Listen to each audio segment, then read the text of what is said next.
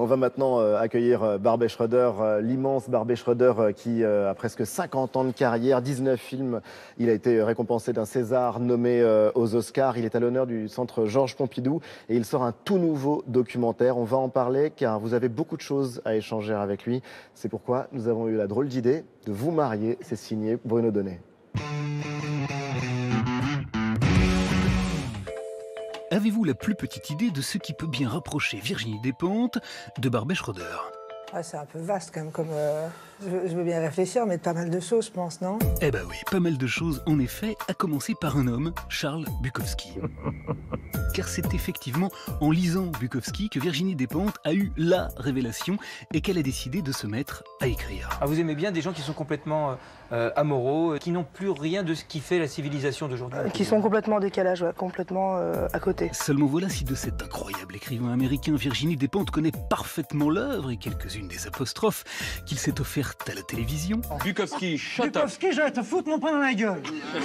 Barbet Schroeder, lui, a connu l'homme tout court. Il est parti à sa rencontre au plus profond de l'Amérique des petits blancs paumés. Il a sympathisé avec lui et l'a même convaincu d'écrire le scénario de son film Barfly. Bukowski, c'est quelqu'un qui est entouré d'une légende, qu'il a d'ailleurs contribué à créer. C'est la légende du vieux dégueulasse. Avant de lui consacrer un documentaire intime, très intime, dans lequel il a capté quelques séquences d'anthologie. You fucking whore. You bitch. Who do you think I am?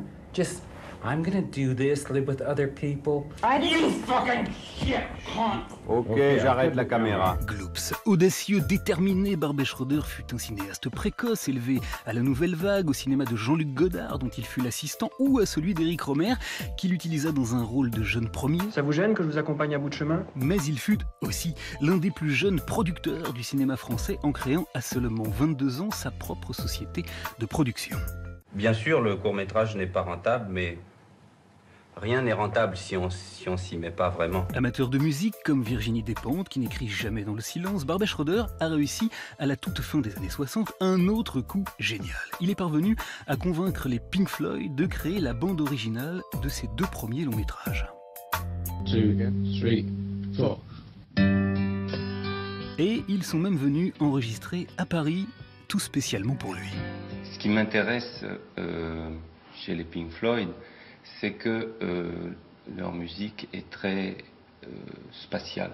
Car si Virginie Despentes est aujourd'hui reconnue comme l'une de celles qui écrit le mieux sur la marginalité, la drogue et les limites, Barbet Schroeder a, lui aussi, beaucoup exploré ce terrain-là au cinéma. Avec Mort et La Vallée, il a parcouru l'univers des hippies.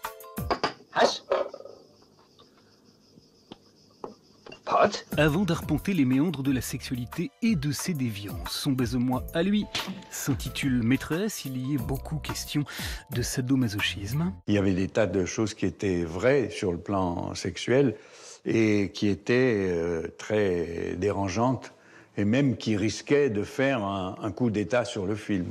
Eh oui, car tandis que la question de la domination masculine tarabuste Virginie Despentes, c'est la domination tout court qui traverse de manière quasi permanente le cinéma de Barbet Schroeder. C'est ma vie, tu comprends? Enfin, si l'on ajoute à cela que ces deux-là se passionnent également pour le monde comme il va, que tandis que Barbet Schroeder a réalisé des documentaires sur l'avocat Jacques Vergès, ou sur le dictateur d'Ouganda Idi Amin Dada. Excellent. All in the hat.